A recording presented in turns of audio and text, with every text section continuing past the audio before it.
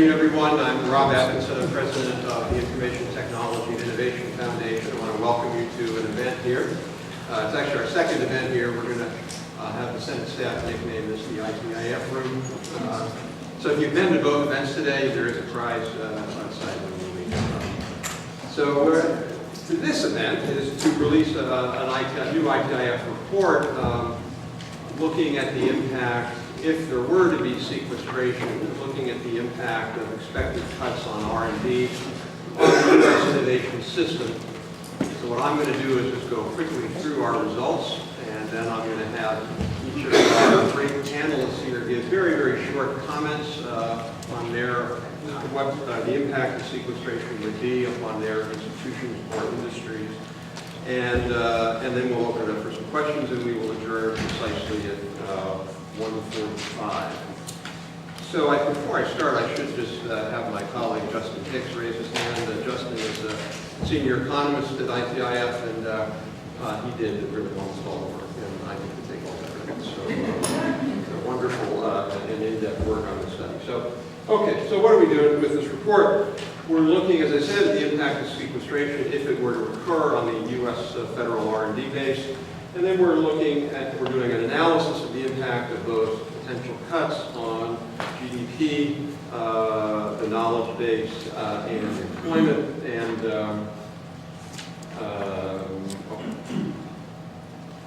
so that's what the potential path of sequestration is. A little hard to read, but the CBO baseline, which is similar to the OMB numbers, basically I have set a baseline which sequestration would come off of no increase in federal R&D in nominal dollars between now and 2021.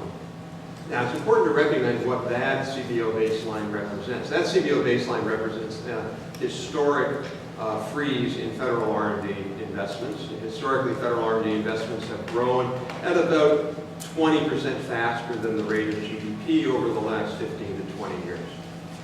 So that orange line is the R&D to GDP ratio. So were it to actually slacken a bit from its historical growth pattern and just grow at GDP, it would grow at that orange line. So that's one of the other benchmarks we're using for our analysis. So we're using three benchmarks. One is just sequestration compared to just a CBO flat line, which is in this case absolute cuts in nominal and real. The CBO baseline is absolute cuts but not in nominal dollars. So because of inflation, the CBO baseline is a cut in real dollars, but not in nominal dollars. And then the gray line is basically what we would need to do if we were to keep pace with the last decade or so of increases in Chinese R&D. And the reason we put that in there is just more of just a speculation or an indication of what are some of our major competitors doing now in this space. And if we wanted to keep up with them in this critical portion of the U.S. economy, the innovation economy, the innovation space, what would we need to do? Okay, so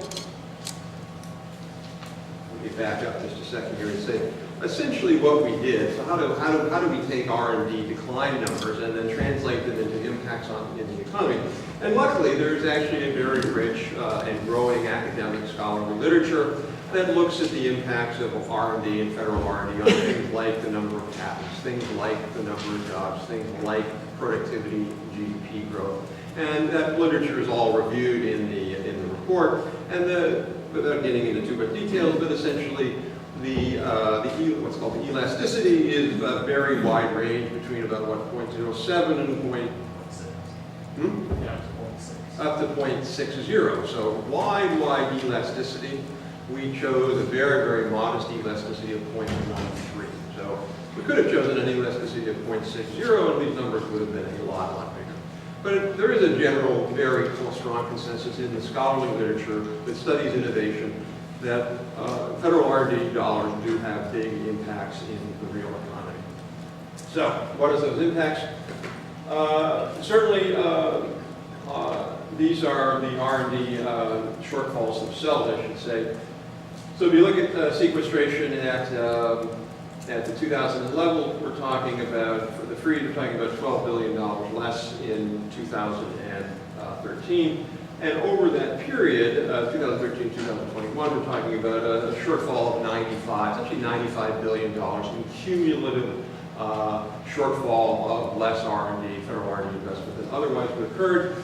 If we wanted to go to the historic part, a little bit less than historic rate of growth on federal R&D, we're talking about a much bigger shortfall as that shortfall, as the benchmark grows, up to $330 billion over that period of time. And if we wanted to just say our goal is to match the Chinese R&D investments, we're talking about essentially a $500 billion shortfall, $500 billion. So I mentioned this before, got ahead of myself. There's pretty clear evidence, as I said, that R&D drives innovation and growth, federal R&D, that is really without dispute. So what are the impacts?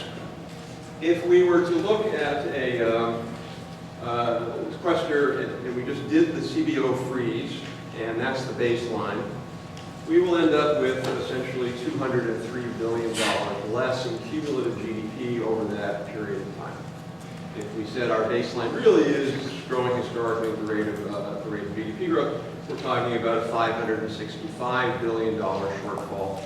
And if we were to match China, we're talking about an $860 billion shortfall. So just to be clear, these are not, which we could talk a little bit about later, these are not Keynesian effects, if you will, sort of government money coming out of the economy and then there's a gap of demand. These are not Keynesian effects. We didn't model Keynesian effects on GDP. These are simply innovation and growth effects. The economy has less growth potential. Firms are less productive. Firms are less innovative by that amount.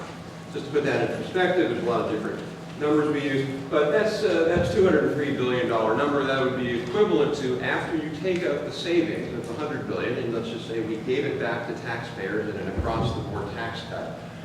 U.S. taxpayers would still be out all of the attendance that they have at professional sports games for 6 years.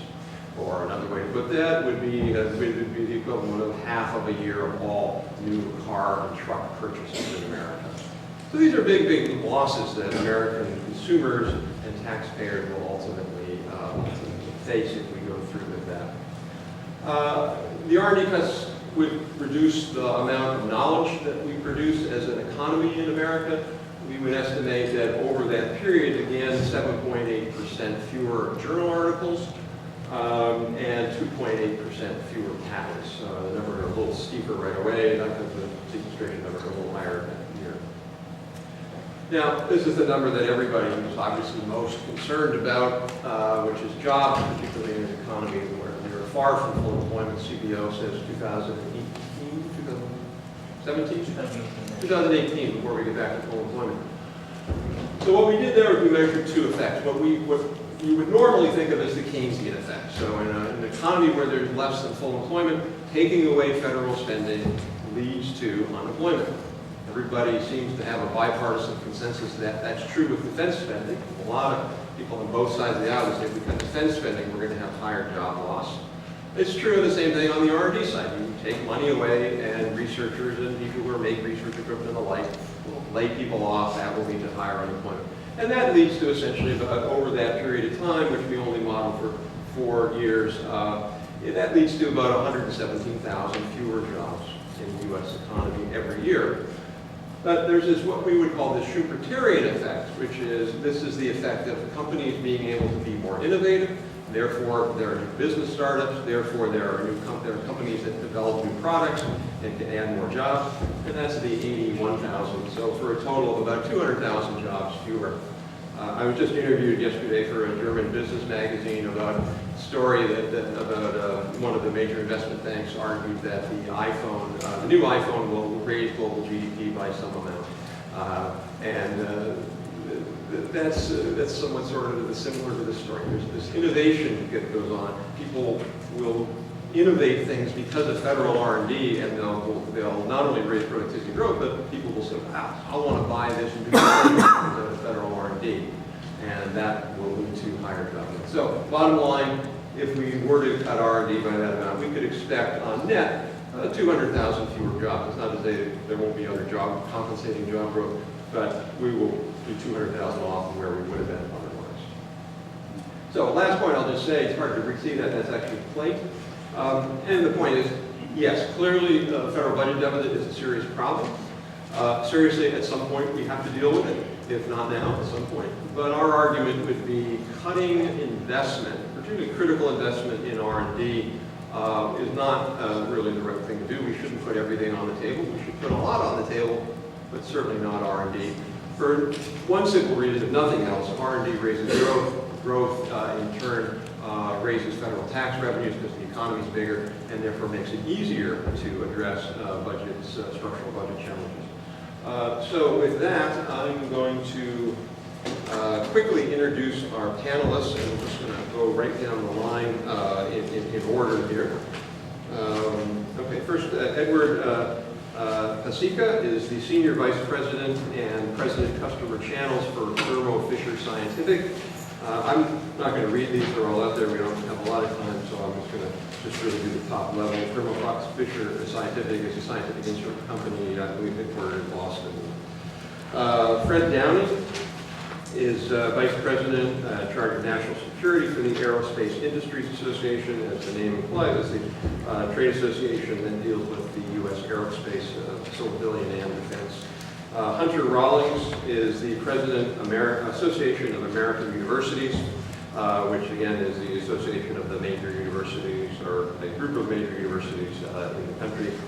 He was also former president of Cornell University. Peter McPherson is the president of the Association of Public and Land Grant Universities.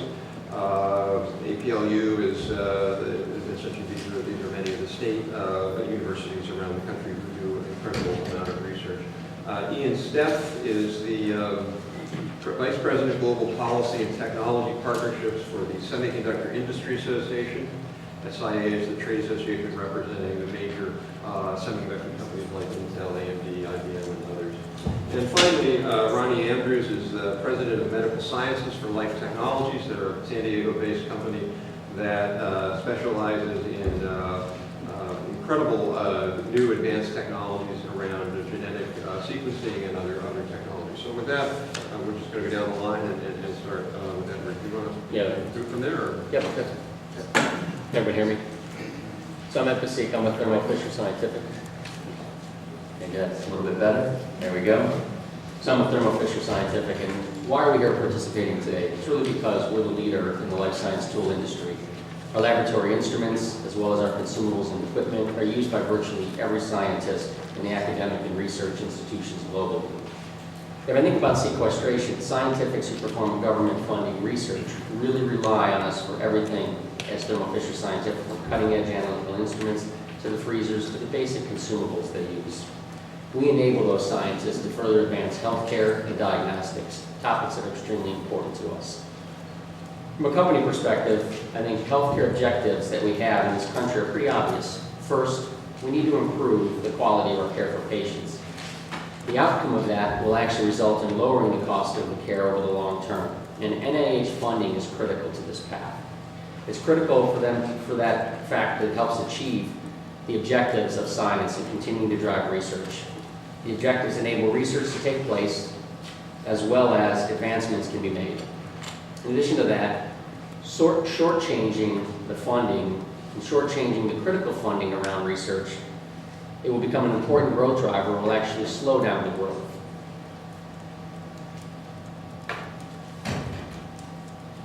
If I think about this, our company sees the NIH funding as an important growth driver. Last year, we saw a slowdown among our academic and government customers after the debt ceiling debate last summer and fall, as many of our customers who face this uncertainty in the NIH and other research and development budgets put many of their purchases on hold. While the customers put their purchasing on hold, it affects companies like Thermo Fisher Scientific, which employs nearly 20,000 people in the U.S. Why does that affect us? Because as customers put purchasing on hold, we as a company aren't having products purchased. We have to reassess our ability to provide those products, and ultimately it causes us to lay off and close down facilities. I think the other aspect of this, as funding continues to slow, as a company, we have to assess where we put our investments. So if we think about that, we're going to continue to put our investments in those regions that are growing. And if NIH funding is cut because of sequestration, we as a company will invest in those regions outside of the United States where investments will continue to be driven forward. That's why we're here today, to continue to advocate for a deal to be put in place that does not include sequestration. I think even more important, the lack of funding stops progress that is being made today. Progress that is critical to tackling issues that are fundamental to this world. Here in the U.S. and worldwide, as a world leader in serving science, we have a responsibility to set an example as Thermo Fisher Scientific. We take that seriously as a company. In addition to that, we should take that responsibility seriously as a country. Turn over to Fred. Great, thank you. Before you go, Rick, there's a bunch of seats right up here, and there's some other, so feel free to come on up and have a seat. We're going to be here for 45 minutes at least, so be comfortable. Thanks, Rob, and I'd like to say thank you to you and Justin for producing a report that shines a really bright light on the unacceptable costs of sequestration to innovation. Along with the other reports that have been out there, this one ought to be the final nail in sequestration's coffin. I seriously doubt that it will be. Innovation is really important to us in aerospace because innovation is the history of aerospace. It's allowed us to change the way Americans work, travel, and do business, and it's provided us with military dominance for over half a century. Today, about half the GDP of the United States comes from innovation. A lot of that is aerospace. How much? Well, in 2011, aerospace sales were $216 billion. $85 billion of that were exports, and $56 billion as positive trade balance. No other manufacturer can match that record. So we're the global leaders in aerospace. Unfortunately, that leads at risk. We hear footsteps. Canada, Brazil, and China are catching up fairly rapidly in technology. And unfortunately, they're catching up partly because R&D spending in the United States is down about 60% since 1964. And some estimates have China surpassing us in that in the next decade. Well, I won't talk in any numbers here, but I'm going to focus on one point. Aerospace innovation requires talent, money, and customers. Talent's really the key. In order to discover new knowledge and turn that into the leading products, you've got to have money and you have to have customers. Otherwise, you're not going to have the talent. And sequestration really hits the aerospace talent. The numbers are brutal. If sequestration goes into effect, we're going to lose over 2 million jobs, and 1 million of them are aerospace and defense. We just put out a report today that shows that 900,000 of those are going to be small business jobs, and we all know that a lot of innovation comes there. And that's really going to have an impact on our future talent too. So this is devastating to innovation. Sequestration is absolutely devastating. And in fact, sequestration is stupid on so many levels that it's hard to believe that we're still talking about this. We have a second to none campaign, unprecedented for the aerospace industry, to bring this to the attention and hopefully get some action. And we work with a lot of other groups. I really appreciate being able to work with you all on this. Sequestration is just terrible. We have to stop it now. And my sequestration clock says we have 103 days to do that. All right, thank you, Fred. Thank you. Well, it's hard to say it much better or more succinctly than Fred just did. It's stupid and it's terrible. So I'll pile on a little bit. I'm Hunter Rawlings with the Association of American Universities. I'm very pleased to be here, and I'm very happy this report came out when it did, because as Fred says, it's late in the day now, and this report, I hope, will drive home the essential message, which is sequestration would be a disaster for our nation's research universities, as well as for our businesses and our economic growth. And it's important, I think, to underline how much business leaders support federal funding of university research. I want to underline this point as strongly as I can. Often we hear that universities don't have the support of this or that community. Business leaders strongly support federal funding for university research. And it's not just because they're altruistic. but because that research is crucial to their businesses and to the success of their businesses. I mean, just think about the IT industry for a moment. That industry didn't exist 30 or 25 years ago. There was no IT industry. Well, there is a powerful IT industry today. It is a leadership role played by the U.S., and much of that industry came out of university laboratories. Discoveries made by research scientists who enabled that industry to get off the ground, to have its scientific foundation.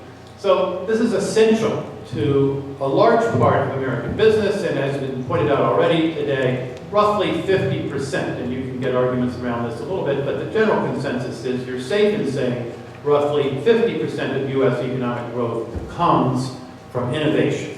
And innovation stems often and well from university research. So this is a crucial point, I think, for policymakers to consider, to recognize how devastating it would be, not simply to our universities, which are the best in the world today, but to our businesses and industry if we begin to cut off this lifeline of support for research. And remember, it's the federal government that supports basic research. Industry, for the most part, does not. And so it's crucial for us to maintain this lifeblood for our research enterprise. So as we gather here today to urge Congress and the President, actually to remonstrate with Congress and the President, to get together after the election and do what they need to do to prevent a sequester. That, I think, is absolutely essential. It's in everyone's interest. And I finished 8 seconds early. You yield the balance of your time. 3 minutes, 8 seconds. My name is Peter McPherson, President of APLU. The report does a nice job of outlining the academic support that's accumulated over the years for the impact of research on the economy. I've been following this issue fairly closely since I was at the Treasury in the 1980s, and actually the accumulation of this research confirming. And by the way, that research usually links in both the building of human capital plus the impact of the research directly. Look this over, it would in fact, it just would be foolish to not to cut this off. And long term, if you continue such a path, perhaps it wouldn't take that long to really change this country. So it's not just GDP, it's where the country is in a generation, in my view. Secondly, we need to realize that cuts anywhere near like this has a human impact on what people are able to do. Dr. Collins at NIH has pointed out the probable impact upon young researchers if these kinds of cuts came into place. And you think about this down an individual level, that that person not getting money to continue, to get an opportunity to begin, is going to have to do something else. And when you leave this stream for 2 or 3 years, you probably have left it for the rest of your life. So we've lost that investment in that person for the rest of their life. Plus the impact upon young scientists who say, well, geez, that's what happened to this group right in front of me, or a couple of steps in front of me. What sense does it make for me to continue to do what I'm doing to get there? The last point I would make is that Hunter and I, our 2 associations, have been working hard about this issue and making the point, and I think distributed here in the room is a letter that we sent to the President and congressional leaders from 154 presidents, members of our organization. I yield 47 seconds.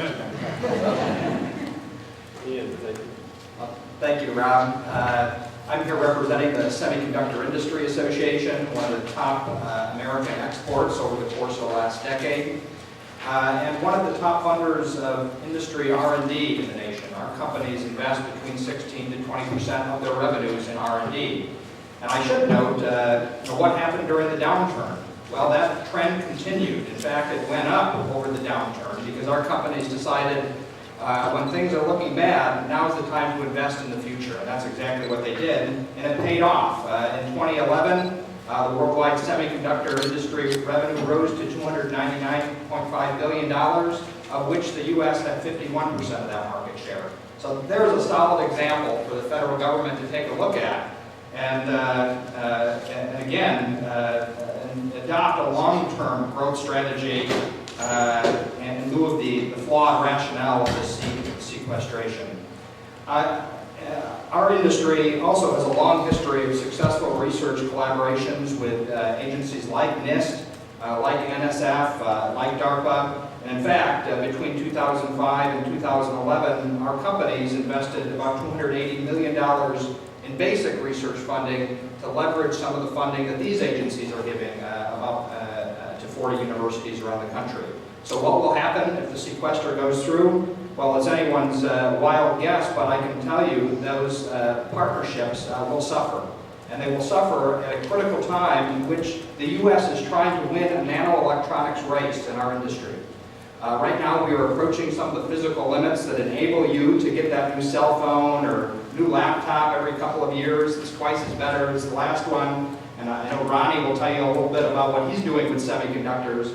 But in essence, they're the enablers, and we need to win this race. Others around the world are looking at these ITIF reports, are looking at National Academy studies, and they're suggesting to their governments, let's adopt all of these recommendations. Well, it's about time someone up here reads these reports, and I'm glad that all of you are here today and are looking at these recommendations. Lastly, I'd just like to carry on with what Peter was saying. It's about the workforce. So this industry has invested in billion-dollar fabrication facilities. They're called fabs. One's up in New York, another one's down in Texas with TI. Intel has made investments in Arizona, and they're co-locating those facilities next to some of the top research institutions in the world. They're doing that strategically because of the research investments that are happening in those universities. And if that investment drops, I can say that there is going to be a negative consequence for our industry. The last point that I'd like to make is that this is so concerning that we'll be sending a letter on behalf of the Task Force on the Future of American Innovation to congressional leaders and the President on the effects of sequestration. And that letter will be signed by 6 of my CEOs, the presidents of the universities that are around here today, as well as the presidents of SI, Tech America, TechNet, and ITI. Thank you. Thank you, and I get to get the honor of closing this out, and just privileged to be here and talk to you about something that's very important to all of us and something very near and dear to, I think, most of our hearts, and that's the outcome of some of the amazing investment that's happened at the NIH. The Human Genome Project was an amazing project, an amazing example of how government investment in pure discovery research combined with private investment that can take those discoveries and move them through the cycle and become products that actually impact people's lives is a reality. If you think about the $3.8 billion we spent on the Human Genome Project, and today you sit back and look at every dollar we invested produced $141 in economic benefit, we now have an $800 billion economic benefit based on the investment that was made in the Human Genome Project. That project produced an amazing human being, a friend of mine, a colleague, Jonathan Rothberg, whose face you see on this Forbes report. Jonathan was a byproduct of this process. He was funded by NIH grants. He built several small companies as he gained his PhD out of Yale. And those companies were funded by SBIRs, and many of those companies have now produced significant improvements in the area of healthcare. As Ian said, thanks to the investment that was made by the government in the semiconductor industry, we now have the technology and the platform to now combine Jonathan's amazing understanding of genomics with the semiconductor industry. And today we have the ability with a chip to take that $3.8 billion investment that took 8 years to map one human genome, and we can synthesize it down to a single genome in 2 hours for $1,000, thanks to these investments. Now, the economic benefit and the technology benefit are one thing, but you can split, oh, I haven't. But the people benefit becomes the real important component of this. I doubt there's anybody in this room that isn't touched by some family member or friend who has a complex disease, whether it be an inherited disease, cancer, etc. This is one example on the screen of the real benefit of these types of funding adventures, and that is the Joe Berry family, a colleague of mine, CIO at Life Technologies. His kids, he had twins. They were Alexis and Noah, and they were born and diagnosed at birth with cerebral palsy. Fortunately, their mother didn't accept that answer and kept digging and kept digging and kept digging. And finally, through the benefit of gene sequencing, they were able to identify that these children did not have cerebral palsy, but indeed had a mutation of the dopamine cycle within their body. And they were able to get synthetic dopamine and allow them to go from a state that you'll see on the upper left-hand corner to now part of a beautiful family that are, top of their class in school and very productive in their community. And so the benefit of these types of discoveries really goes beyond technology and economy. It benefits each one of us. And candidly, it's the way to solve the healthcare crisis in America, innovation. The Louis Group estimated $70 billion were spent 2 years ago on therapeutics and oncology, and that $20 billion of that had no impact on the patient. But technologies like this chip will allow us to identify the patients that will respond to specific drugs earlier in the disease cycle, allow us to save that $20 billion, but more importantly, get these cancer patients on the right drug at the beginning of their disease state and allow them to have a positive outcome versus metastatic disease. Candidly, sequestration is a very challenging event in our industry if indeed it happens. And I have to say that if this happens, innovation won't stop. It'll just move to another country. It would be a shame for a country like America that has built the world of innovation and medical technology to hand that off to a foreign country based on the fact that we as a government can't figure out where to spend our money correctly. So I'd just like to thank you for your time today, and hopefully these messages resonate not only on a fiscal level but also on a personal level. Thank you. All right, well, thank you, Ronnie. Before we open it up to questions, I just want to make a couple of remarks based on what we've heard. One thing Ronnie did mention, that story of Joe Berry is actually more complicated and much more compelling. And when you hear that story personally, how this technology of being able to sequence the genome of his 2 children really is an amazing and heartwarming moving story. A couple of things. One point we made in the report, I didn't stress it here, and I just want to reiterate, is the STEM talent issue. We're talking a lot in Washington about STEM talent and our shortages. There's very clear evidence that we cite in the report that federal R&D is a major driver of STEM enrollment and graduation in this country at the PS and at a graduate degree level. Less of that would mean we would have fewer STEM degrees coming out. Secondly, one of the things Ian didn't mention, which I will mention, we have a great semiconductor industry, which is an amazing driver of innovation, and a lot of it's certainly done by great companies. But I also need to point out there's several great government programs that partner with the semiconductor industry. One being called the Focus Center program that is DARPA funding, and that funds 6 centers, I believe, around the country now at major research universities, MIT, I think Stanford, a few others, in a partnership where they are doing cutting-edge basic research on semiconductor technology, stuff that Intel, no matter how great Intel is, just isn't going to do because it's way, way out in the future. And then they are able to get real improvements that Intel scientists can then figure out how to develop into new product, or Intel, or IBM, or other semiconductor companies that they can take that. That's a very small program, but I think it's had some really big. One of the nice effects of the Focus Center program also is it trains scientists and engineers who go out in the industry and actually are an input to those firms. And the last thing I'll just point is one of the things we didn't model, but we heard a lot of anecdotal evidence. We didn't model it because there's no scholarly evidence to let us model, but that's the international impact here. All the models we looked at were really about just you have more or less innovation and more or less jobs and more or less GDP. But we didn't model the spatial aspect. So I think it's absolutely right that if we're doing less of this, and other countries are doing more, other countries are already doing more. Many of the countries we've looked at have been increasing their federal R&D investments 2 to 6 times faster over the last decade than the United States. That makes it a lot easier and almost compelling for companies to go and locate over there to get access to that talent and those resources. And if you really want to understand this in a really full way, you really need to read our new book, The Race for Global Innovation Advantage, on sale on Amazon for $19.50. It just came out 2 weeks ago, so I'll stop talking about it in a couple of weeks. All right, questions, comments? If you just want to raise your hand and say who you are. I'm sure that somebody has something.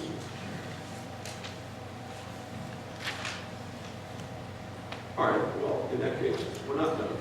I will ask a question. One of the things that, we may hear in some of these debates is, isn't there waste? And, there's sort of, every federal program, there's got to be a little bit you can tweak out. And, we're only talking about 9%. Can't we kind of just, you guys and companies, you all downsize, are able to tweak things out and get some efficiency. Don't we have 9% waste going on in the system? Can't we just do it that way? When you run a university and you look at the research side of things, it's an enormously competitive, almost dog-eat-dog kind of effort with all the professors and the centers competing intensely. Everything, I suppose, can be a little more efficient, but I think this is one of the more competitive parts of our society. Anybody else want to? Brett? Yeah, let me take that one on for a second. I don't believe there's any human endeavor that doesn't have a little bit of waste in it. But in a practical sense, that's really not a factor in sequestration.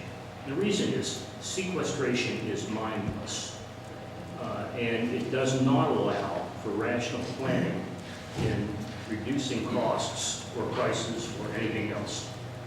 It's very much a straight proportional reduction, and the lack of planning is essentially creating waste in and of itself. In our industry, we saw the handwriting on the wall about 3 years ago. Federal spending was going to go down, and overhead and waste is cost to us. So most of our companies looked throughout their organizations and began to eliminate every bit of overhead that they could eliminate. So we're through fat. We're cutting into muscle now. Yeah, there's the great line, I forget who said it, I don't know, George Will cited it, that if you want to reduce weight on an airplane, you don't throw the engine overboard. Or the best. More than that. I'm going to go into our response here. Yes, my name is Rolf Hoyer. I'm a Swedish science counselor here in Montevideo right now. Now, my question briefly stated is, if not sequestration, then what instead? And if I explain this slightly more, what would actually be the outcome if we didn't have sequestration? Well, as you said, it's no longer an automatic process. You make some kind of prioritization about what you want to cut and not cut in order to do it. And what is actually the realistic prospect of getting investment in innovation and growth policy in that case? I would like to hear your opinion. And personally, I'm fairly optimistic or pessimistic about this. And the reason I'm pessimistic is not because you have a deadlock between two parties, but largely because investments into research and innovation, they are looking far into the future, benefits that are coming. They are risky investments, generally speaking, and they're also public good investments. It's difficult to distribute or see where the benefits out there. So what are actually the, should we say, optimistic prospects of getting a better prioritization than sequestration would result in? Yeah, I think first of all, we should have a national effort to basically go over to Sweden and ask them how they do it. I just saw a thing this morning, Sweden, the Swedish Prime Minister just announced a major, serious tax reduction in their corporate tax rate. They'd already reduced it. It's, by the way, it's about 8 points lower than ours. They're reducing it 4 or 5 more points, something like that. And by the way, their R&D is growing 6 times faster than U.S. Government R&D. But their government R&D is growing 6 times faster over the last decade than R&D. So, I don't know, you figured out how to expand your R&D and cut your corporate taxes, and we haven't. The short answer for me is you just got to deal with entitlements, and people have to work longer, bottom line. There's no other way around that one. But I'm not really pro about this, so...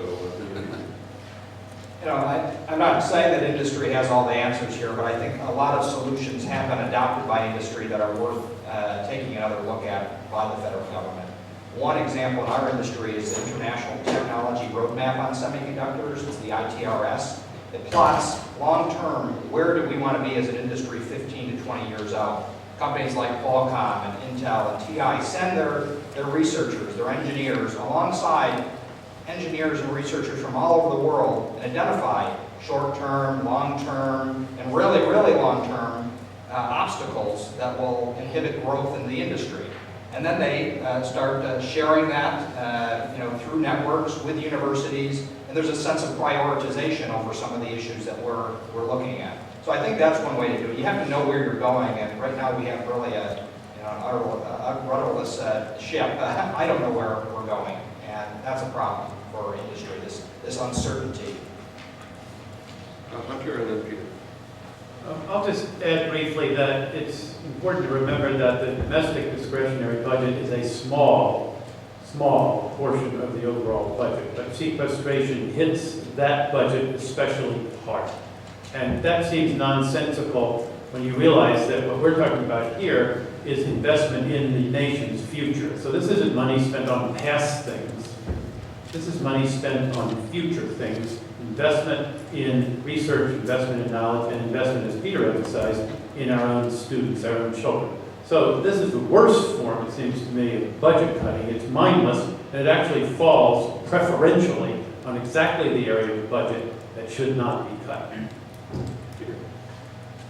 Well, I think that a lot of sensible people on both parties understand there's a combination of making long-term investments like research, like education, perhaps infrastructure, and a requirement to not have a cliff, to deal with the situation over a relatively short period of time, but then have a clear path to long-term deficit reduction that must entail entitlements, and in my judgment, must entail some very serious tax reform.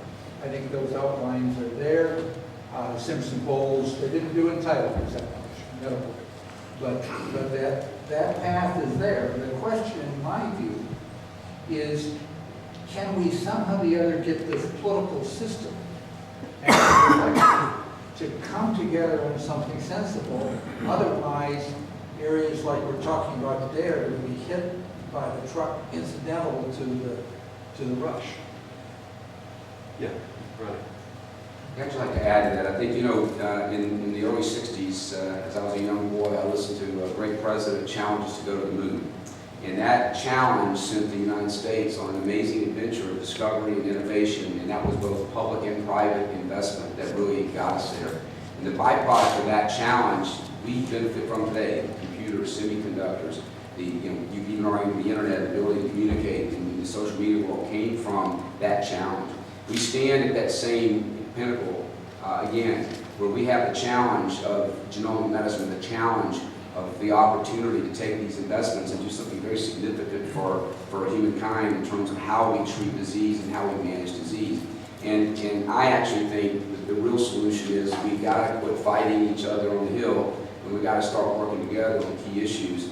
And we need more bipartisan, and everybody says that, but the reality is we're in a crucial time in our country. And it's time to put down swords and start working together on some of these key issues and solve them. And I grew up in the Deep South, and my grandmother always taught me, you can't spend more than you make. And I think we have to get back to some fundamental practices, but we have to be able to really, in a very profound way, work together to figure out what money goes where so that we can actually move the country forward instead of the current debates that tend to be so negative and really get us nowhere. So that's an opinion that may not be shared by all my staff at Life, but that's certainly something I think we should think about. Yeah, I'm going to go here in a bit. Just a quick thing. I mean, the fundamental point really is we need to distinguish between spending and investment. And right now we're not doing it. Seriously doing it. Brian. Brian Raymond from the National Association of Manufacturers. Rob, you mentioned the jobs number, big impact. But I wanted to kind of drill down a little bit with Mr. Pasika from Thermo Fisher. You talked about sequestration impacting hiring decisions and investment decisions. Obviously, that's for your company. How about the supply chain? How about the companies that support you, that are dependent on your business? Have you seen an impact? Have they communicated to you? Yeah, so as a company, we both have a supply chain as well as manufacturing businesses. And I think most of our suppliers are taking a very pragmatic approach at this. And this ties really to the previous question about the government. How should we look at where money should be spent? So our suppliers are looking at it and saying, if the U.S. business is going to slow down because of sequestration, I have to get in front of that in advance. Companies have already laid off people, consolidated facilities, because they see coming into 2013 less money being spent in this space, so they're getting ahead of that in advance. Those jobs, some of those jobs are already gone when consolidation is down. They're also taking a very pragmatic approach to it that says we have obligations to grow our business, to continue to provide returns and fiduciary responsibility to shareholders. So they're making investments outside of the U.S. where the markets are growing faster. So the long-term dilemma we really have here is we have sequestration that slows down, that research and development slows down. Many companies are going to take their investments, move them outside of the U.S. to the areas that are growing faster. And to balance that equation, to the balanced budget comment, they're going to cut expenses where it's much slower. And that may be here in the U.S. unless we get this thing settled. And the number, just for everyone's information, if you look at the NIH budget cut, $2.5 billion cut, that equates to about 32,000 jobs if you play that all the way out in terms of losses. And so 33,000, that's not my number, that's some analysts that have looked at this. So it will have a significant impact on jobs and the loss of jobs as well. Let me try to put a little bit of number on that. In the aerospace and defense industry, especially the defense side, 70% of every dollar passes through the OEM to the suppliers. And Dr. Steve Fuller, who just completed the report on the impact on small businesses, calculates that sequestration continues as it is, will result in about 950,000 small business jobs, and that's within just a few years. You know, I kind of want to come on this is related to the academic space. As sequestration happens, there'll be less postdocs hired, there'll be less people to do research, and some of those people who have been educated will now move to other places outside of the U.S. to begin to do the research. So you're seeing similar.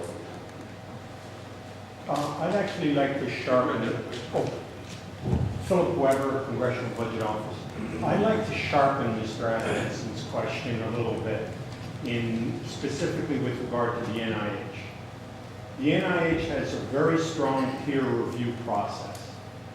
So the sharpening Atkinson's question, it's not that the NIH wouldn't have to cut research, but with a decent peer review process, wouldn't the NIH cut the weakest research first?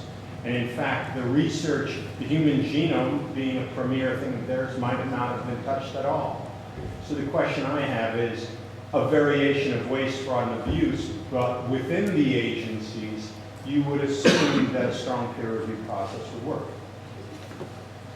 That's a very good question, and it's just the kind of question it seems to me that ought to be asked, because you might well assume, as your question implies, that the only thing that would be lost would be the weaker proposals. But the problem now is it's already so competitive at NIH that, Carrie, what's the percentage of proposers who are funded now?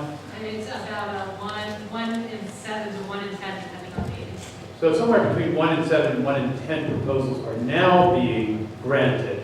And many of those that are not being granted are absolutely first rate. So you might say, well, so what? You know, so we're going to miss certain things. The problem is that research is exploding so fast in areas such as genomic research that if we don't stay up with it, other countries are going to go right past us. And just as Edward was saying, our researchers go straight to those countries where the funding is good. And if you don't believe that, all you got to do is try to hold on to faculty members who now have an offer in Singapore. They'll go. So in my view, we're already pretty darn efficient, and this is what Peter was saying a few minutes ago. This is a cutthroat competition. People love to think about academics as a bunch of nerds sitting around while business is out there competing. We compete. Just one quick point on that. We did another report, I think the numbers are in this report, but one of the things we looked at is if you look at the growth of corporate R&D and government R&D from 1957 to 1987, they basically stay on this path like that. After 1987, government R&D is essentially flat. It grows just at the rate of GDP. Corporate R&D keeps growing. That delta is $110 billion. So, Phil, I hear your point, but I think if we were putting $50 billion more a year in the federal enterprise, then I'd be saying, yeah, maybe we have a little bit of, you could tighten it slightly and you're not going to lose energy. But we're so far behind, I think, where we should be. And at least when I talk to scientists, they tell me that the competition is really just, incredible, really good for folks that just don't even get funded because there's just not enough money to fund all the great reforms.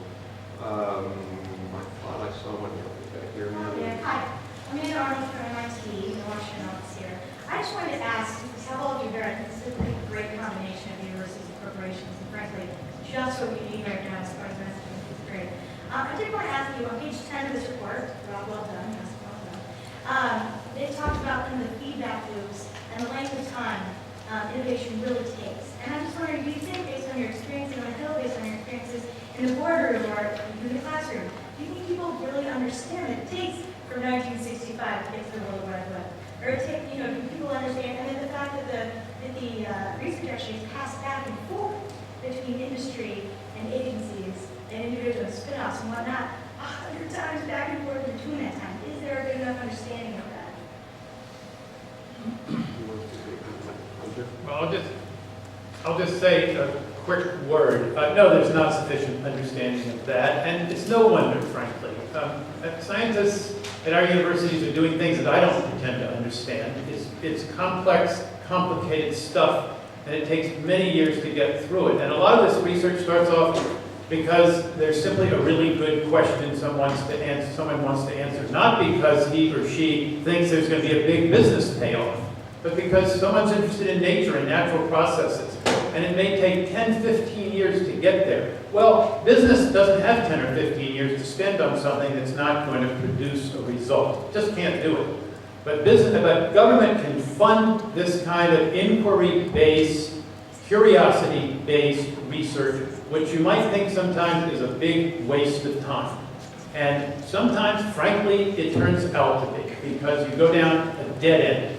But there are many times when you go down in a particular direction, and lo and behold, something turns out 20 years later to have fantastic applications in business. Nobody could have predicted it. So it's no wonder the public doesn't grasp that. I don't chastise the public for that. It's hard to understand and to stick with it over many years. That's fair enough.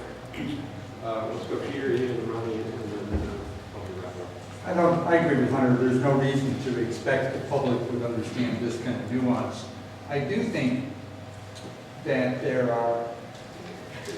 what the public can understand are big goals and some important stories like the one Rob pointed at. The man on the moon thing did galvanize. It was 50 years ago. It had a huge impact, but so too now did the human genome. It may be that along with these individual terrible, wonderful stories, we need to articulate a few sort of galvanizing ideas that people can. There's so many great ideas, it's hard to settle on which ones. But galvanizing big goals do pull along a whole lot of things. Great, Ian? Yeah, I was just going to note that, in our industry, we do something that's amazing to me every couple of years, and that's double the number of transistors on the size of your fingernail. So right now we're about, a billion and a half, and we double that. So figure out how you can put a billion little things on the size of your fingernail, and we're saying we've got that. Let me say it's not an easy challenge, but the industry's doing that. We're talking about 2020 and beyond. What is going to be the successor technology that will be used by every company around the world? That's what we're talking about. I'd also make a note, I'll just carry on with the co-location of the manufacturing facilities. We're making a big deal about manufacturing lately.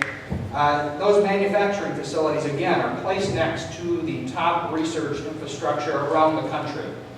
There are three things that determine where we place that: taxes, workforce, and research. Taxes, we're already in the hole there. We estimate it's $1 billion more to build one of these fabs in the U.S. versus overseas because of the tax structure. That's over a 10-year period.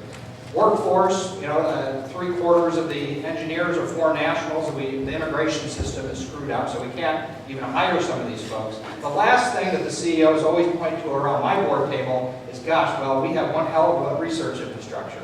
I plead today, don't take that away from us. That is the one last thing that we're really riding on, and we need it. We can correct the immigration structure too.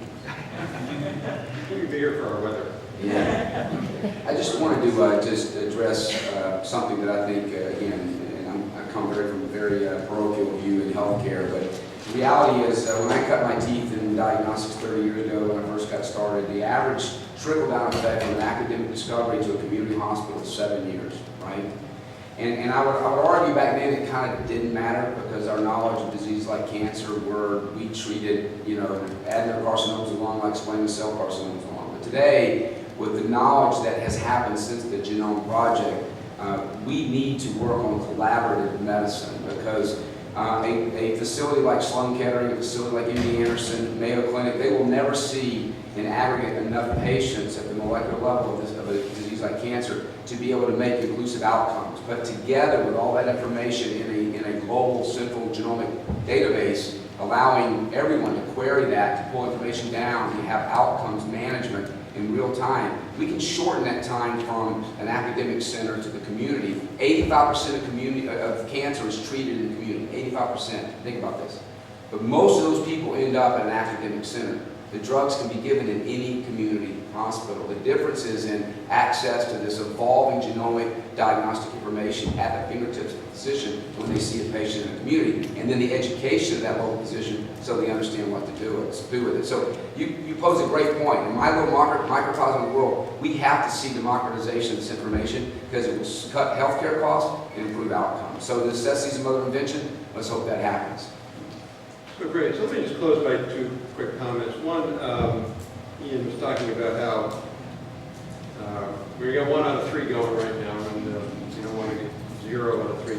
A good example of that is an article or a study we did, a report we wrote, and one of the things we talked about was Texas Instruments a number of years ago, 4 or 5 years ago, was planning to invest several $1 billion in a leading-edge semiconductor fabrication facility. And they were looking all around the world and being aggressively courted by countries all around the world, including countries like Singapore. And they ended up deciding to put it in Texas, right next to or near University of Texas. The reason wasn't because they got a good tax deal. They didn't. The reason was because the University of Texas and the Texas state government made a commitment to really beef up the electrical engineering program at UT. And knowing that they could, if they did that, get significant federal dollars to flow in there. And that gave TI the assurance that they were going to be able to get the technical capabilities they needed and the workforce, the high-level workforce coming out of that university. So I think that really, at the end of the day, perhaps even the biggest threat of all this is we'll have less productivity, we'll have less startups, but we'll have less competitors. Last point I'll make is sometimes colleagues of ours who are more from, who are on a conservative argument, will essentially say, look, it's not that big a deal that we cut federal R&D spending because it's really just a substitute for corporate R&D spending. For every dollar we cut in the NIH, companies like Life Technology and Thermo Fisher will just ramp up their R&D to complement it. Now, they're both laughing here hysterically because they realize how nonsensical that is. But let me just point out, as we say in the report, the actual scholarly evidence confirms their smiles. Federal R&D is actually a complement to private R&D. The more federal R&D there is, the more private R&D there is in conversely. So we would not only, and again, we didn't model this, we would not only be losing federal R&D if we did this, we would see less corporate R&D in the U.S. Because the two things work synergistically. Last point, I just want to again thank my colleague Justin Hicks for great work on this report. Thank you to 6th grade panelists here, and thank you all for you, and enjoy the rest of your day. Thanks very much.